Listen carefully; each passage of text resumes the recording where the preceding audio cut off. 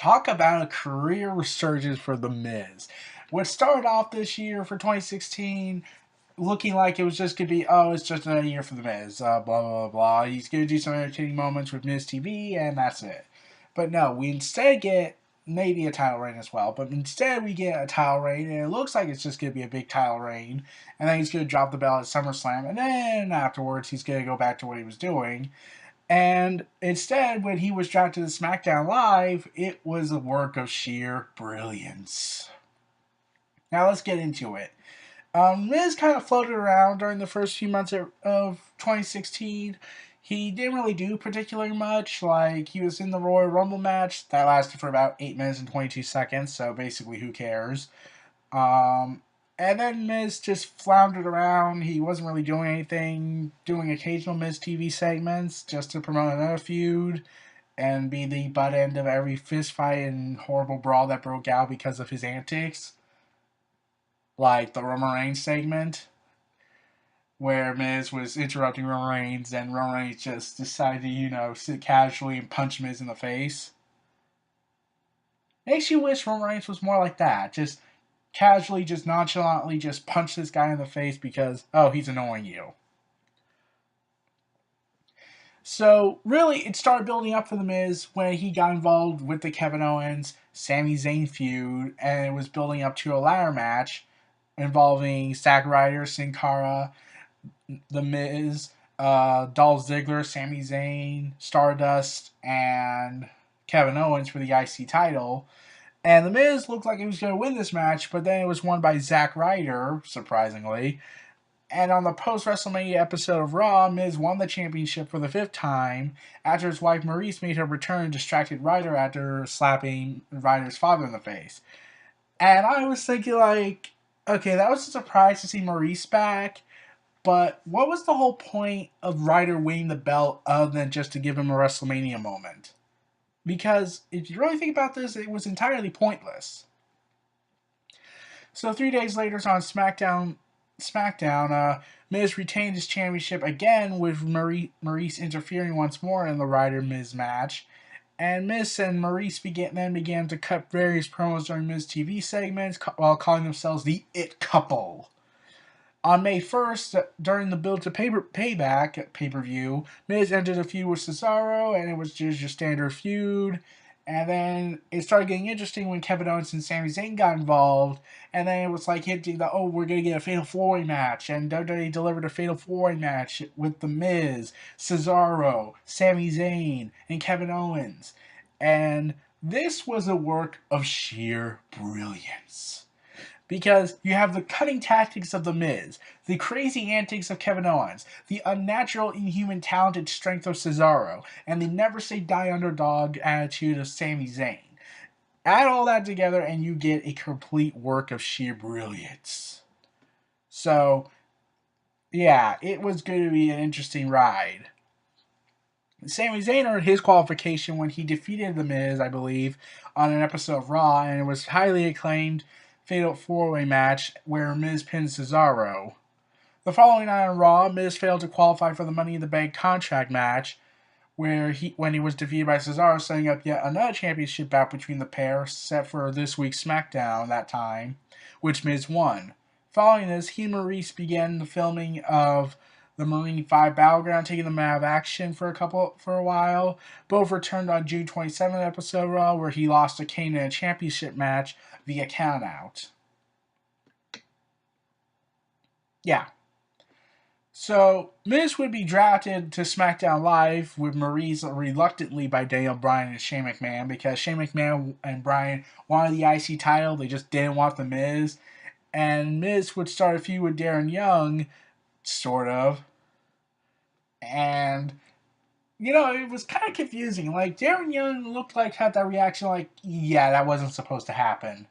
During the whole Battle Royal. Like, was that planned? But then Apollo Crews botched it, or Baron Corbin botched it, and Darren Young just like, look, just cheer for yourself. Okay? It looked like that was the plan, but it just looked more confusing. Sort of like Kevin Owens' reaction when Triple H helped him out. It was so shocking for him. It looked like, yeah, that didn't look like it was planned for. Like Kevin Owens wasn't informed that this was the plan.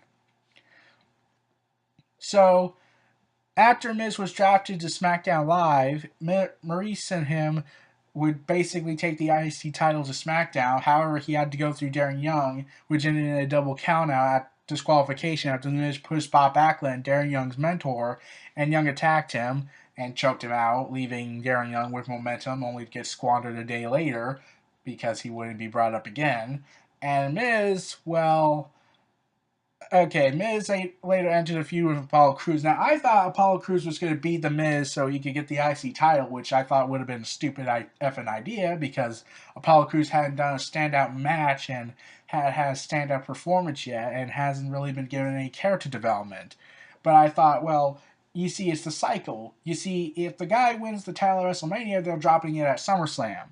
But instead, well, 2 days later, we got after Miz defeats Apollo Crews, and also they kept going with Apollo Creed attitude, like, oh, you're Apollo Creed and whatnot. And I'm like, this got very little build up. Like, they did a triple threat match with Baron Corbin and Kalisto, I think, and Apollo Crews got the victory, and that pretty much ends it. Like, there was one interaction between them, and that was it. And then 2 days after SummerSlam on Talking Smack, well, what we got next was the resurgence. The Miz is called a coward by Bryan, and he just explodes with frustration, saying that he does what he does because he does love the fans. He does like to work hard. He doesn't want to get hit in the face because he's a talented performer. Calls out Bryan, calling him a coward because Bryan called him a coward. Because Daniel Bryan and Miz don't have the greatest friendship with each other in storyline terms, because since their days in NXT when it was horrible, and for not returning to the ring when he promised the fans he would, causing Bryan to walk out. I couldn't tell this like a lot of people were debating, was this promo scripted? Was it fake? Was it real?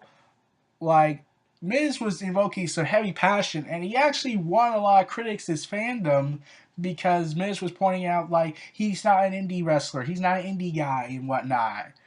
And, like, yeah, considering how fans have seemed more favorable towards the indie style, I understand the WWE safe style. Doesn't mean you have to like it, but you have to understand why WWE has this safer style in the ring.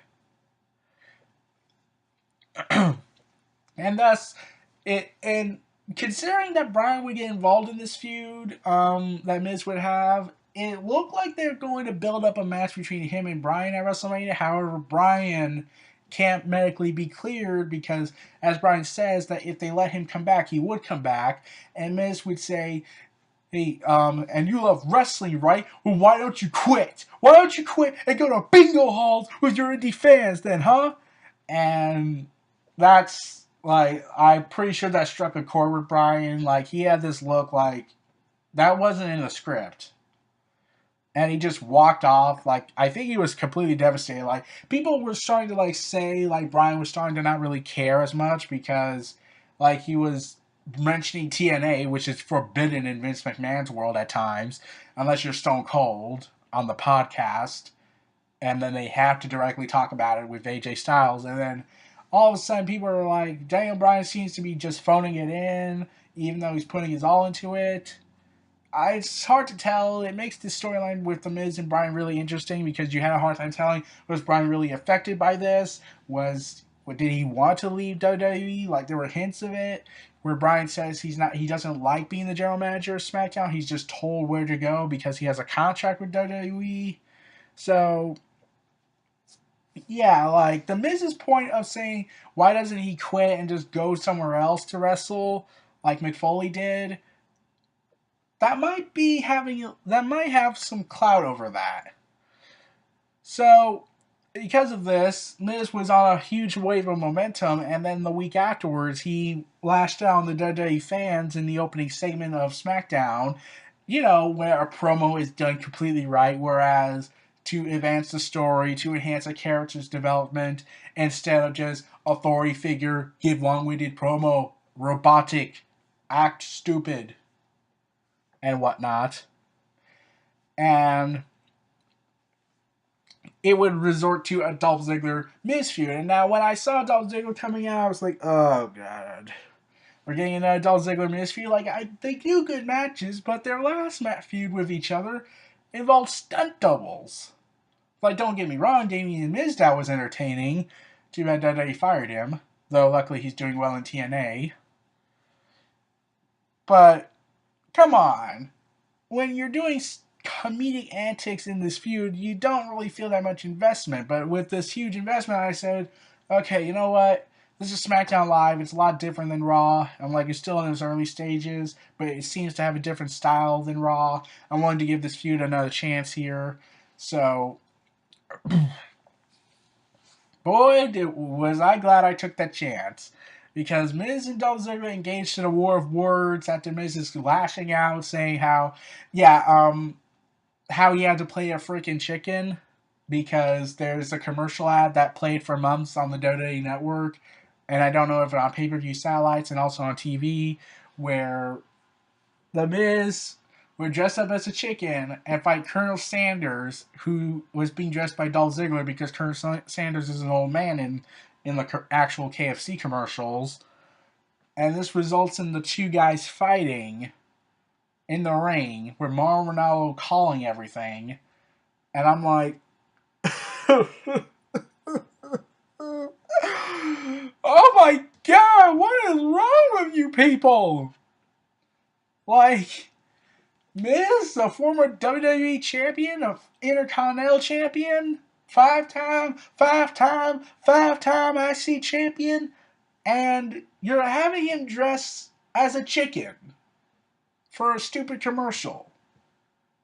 And I don't get how this was popular for people. Because this would play for a number of months. And I just wanted that segment to end. And I assume that this was taped prior to SmackDown Live because they air it live with SmackDown on they do it live on SmackDown, so I have to assume that they recorded it before SmackDown even started during like prior to main event or afterwards before the show actually would begin, and they just did this. So yeah, I don't like that commercial. So Miz ranted and ranted, and Dolph Ziggler comes out and actually agreed with Miz on some points regarding this, and Miz says that you just want to be famous, and I'm like, Ziggler, that's sort of hypocritical because didn't you want to be famous and hold the World Heavyweight Championship when you were a heel? Oh no, wait, we're not supposed to remember that? Oh, okay, like I really would have been interested if they had let the Miz call him out on that, like like you did when you were sleeping with Vicky Guerrero, when you were sleeping with the top ladies in WWE to go ahead and basically get your way. Yeah, like that would have made the storyline a hell of a lot more interesting. But what we got was really great too. So this would lead to a match between Miz and Dolph Ziggler at Backlash, and had he been given more time to develop the storyline, this match would have stolen the show if AJ Styles and Dean Ambrose wasn't that good. So Maurice would spray an unknown substance, most likely pepper spray or perfume, at Dolph Ziggler while the referee was distracted, getting Miz to retain his IC title. So afterwards, Miz continued to blame Bryan on everything, and he vowed not to defend his IC title on any SmackDown show until he's granted a contract renegotiation, and they finally did it. This happened on Twitter mostly, and on September 20th episode of SmackDown Live, Miz retained his IC title again over Ziggler in a rematch after he used the same spray on Ziggler from Backlash because Maurice got thrown out of the arena. So Miz, being the cunning heel that he was, took advantage when Dolph Ziggler had him outside the ring to grab the spray and spray Ziggler with it. So after this, Miz does a celebration, mocks Dolph Ziggler's parents who were there, and this leads to Dolph Ziggler cutting the most heartbreaking promo, which I will talk about in the Dolph Ziggler 2016 video. But I gotta tell you, yeah, if Ziggler was to quit, I'm pretty sure it would break him. So on October 9th at No Mercy, Miz lost the IC title to Dolph Ziggler in a title versus career match after Maurice and the Spirit Squad, who had returned during the whole success of a failure segment, which was hilarious, were all ejected from ringside, ending Miz's reign at 188 days. Now, they put all the stops in this match. Like, they brought up the contract renegotiation plan, Miz's Spirit Squad allies, Kenny and Mikey, and Maurice's Spray. So, yeah, they were throwing everything they've done in this feud to this big, colossal impact match. So, because the title was on the line and Dolph Ziggler's career was on the line, and there were several problems the fans had with this match. It wasn't the fact the match was bad or anything, because the match was really great. It was Miz's best performance yet. And also, Miz started incorporating Daniel Bryan's yes kicks. So, yeah, that was a natural way to get heat. But the problem with fans was that, why didn't it not go on last? Like, the WWE Championship was the opening match because they wanted to compete with the presidential debut. And really, they didn't have to because that was a complete fucking disaster. But you can check out my presidential election thoughts video on that one. Cringe. So, really, Miz and Dolph Ziggler should have went on last. Like, Daniel Bryan on Talking Smack said he had considered letting them go on last, and then a report broke out saying WWE was against having the two go on last because they thought, oh, well, you see, even though the title is on the line, one of the most prestigious belts, the hardworking belt, and a career is on the line in this matchup, you see, we think Orton and Wyatt are bigger than the IC title.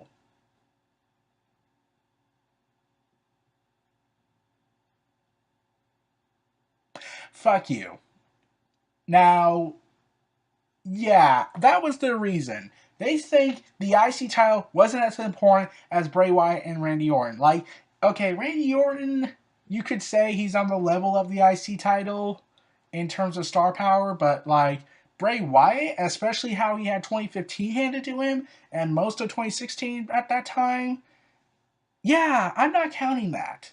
And the fact that this wasn't the biggest focus storyline, and this one, and the IC title was, it really should have went on last because the main event was a complete disaster because the crowd's energy was just dead. So afterwards, Miz would say that the IC title was destroyed and was no longer relevant anymore because it was under the reign of the show off. So at the SmackDown after No Mercy, the Spirit Squad lost to Ziggler in a 2-on-1 handicap match, which led to Miz would attack Ziggler afterwards. The Miz was saved by SmackDown Tag Team Champions Heath Slater and Rhino, who had the best Cinderella story going on for Heath Slater. On the October 18th episode, The Miz and Spirit Squad group defeated Ziggler, Slater, and Rhino, and The Miz initially refused Ziggler's offer for a rematch for the IC title, but on November 8th, episode of SmackDown, Maurice went on to speak in Miz's name due to Miz refusing to speak with Daniel Bryan. At that night, Maurice accepted Bryan's offer to face Ziggler for the following week for the IC Championship in the 900th episode of SmackDown. Later that night, Bryan would state on Talking Smack that if Ziggler successfully retains his championship, Miz and Maurice would be traded to Raw for someone else. And I was like, please don't do that. I can't believe I'm going to say this, but Ziggler, I know you just won this title reign after a heavy emotional heavy hitter, but could you drop the belt for Miz? Because if he goes to Raw, he's going to be brutalized by the creative team there because they're a bunch of idiots. Well, mostly Vince McMahon's senile antics.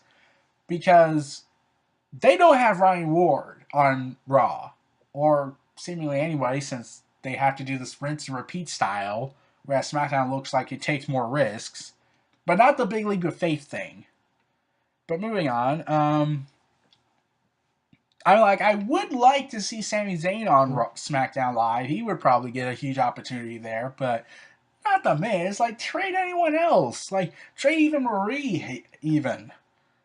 Like, yeah. So, on SmackDown 900th episode on November 15th, Maurice helped The Miz win the championship for the 6th time, And Miz would go on to defend the title against Raw's Sami Zayn at Survivor Series, where Miz would defeat Zayn after Maurice prematurely rang the bell, causing a distraction. So this led to Bryan saying you embarrassed SmackDown and whatnot, and Bryan granted Kalisto an opportunity for the title, and Miz successfully retained it after Kalisto was distracted by Baron Corbin, and that led to people saying, a feud between Kalisto and Miz would actually be interesting. Now, they had a good match, and Miz has been doing a lot better and improving himself in the ring. But a match between him and Kalisto, that would be interesting. But what we got with Baron Corbin and Kalisto, yeah, that was interesting. And later, Miz himself was attacked by Ziggler later that night. General Manager Daniel Bryan scheduled The Miz to defend his IC title against Ziggler one more time in a ladder match, which The Miz would win, thus ending their feud. So Miz would go ahead and do low blows. Like Maurice didn't help out, and yet Dolph Ziggler claimed that he was hiding behind his wife again. So yeah. And I was confused by that. So, anyways, Miz would go on to retain the IC championship and all that. It was a good ladder match. It wasn't the best ladder match like I was hoping it would be that night. It wasn't the show stealer match that went to AJ Styles and Dean Ambrose. But on the following SmackDown, Miz had to once again defend the IC title against Dean Ambrose after distractions from James Ellsworth and interference from Maurice, he managed to retain. The week after, Miz failed to become the number one contender for the WWE Championship after being the first man to be eliminated from a fatal four-way elimination match involving Ambrose, Ziggler, and Luke Harper. And at Tribute to the Troops, Apollo Crews, with the help of comedian Gabriel, I'm not even going to try to pronounce his last name, defeated The Miz in a non-title match, earning the right to face Miz for the IC title the following week. And on December 20th episode of SmackDown, Miz retained the title against Crews, and this is where things finally get interesting. And this would be the end of Miz's 2016. After the match, Miz was interviewed by Renee Young, who slapped him in the face after Miz brought up this point. My obsession for Dean Ambrose? Let's talk about your obsession for Dean Ambrose. I mean, after all, you're the one sleeping with him. And the eyes just looks like, oh! But I already said that in the Dean Ambrose video, but I wanted to say it again. So she slapped him in the face, and then the following week on the final SmackDown of 2016, Miz would refuse an interview with a woman whose name I don't recall until he talked to Renee Young because he wanted an interview from her, and Renee Young would apologize on Talking Smack for her incident. And then he demanded another apology from Renee Young. And Dean Ambrose ended up being behind him after taking out his security guards and brutally attacking him and beating up his security guard, leading to Dean Ambrose doing a funny thing of taking a walkie-talkie and saying, all clear, and then walking off. Yeah, that was the end of Miz's 2016. That was, like I said, this was a major career resurgence during the last half of it. Miz has not been this interesting since the Awesome Truth angle. And that's since 2011, so that's been 5 years. So, between that and now, that's kind of depressing. But I'm glad Miz is finally getting some relevancies. I thought Miz was good at being a character heel, but as a wrestler, it was debatable. You could say if he was good or not. If he worked with the right people, maybe he could deliver a great match. And yeah, I was proven correct in my theory because he worked with Dolph Ziggler, it got a great match. He worked with AJ Styles and Luke Harper and Dean Ambrose in a Fatal 4-Way match. He thrived in that. He worked in a Fatal 4-Way match with Cesaro, Kevin Owens, and Sami Zayn. He thrived in that. All in 2016. And all because he went ahead and bashed Daniel Bryan on Talking Smack. Man. Miz is now engaged in a feud with Dean Ambrose because of the call out to his girlfriend, Renee Young. And a lot of people are speculating, is this going to involve Dean Ambrose and Renee Young versus The Miz and Maurice? Okay, I wouldn't complain about that, but Maurice hasn't been in the ring in years, and Renee Young has never been in the ring. So would it just mostly be Ambrose and Miz fighting instead of them? Like Renee Young probably will get involved in some physical sense, but not really much. But we'll have to wait and see. So everyone, this was Nia Reality Entertainment. Those were my thoughts on The Miz's 2016. Feel free to like, comment, subscribe, and donate. Stay tuned for more.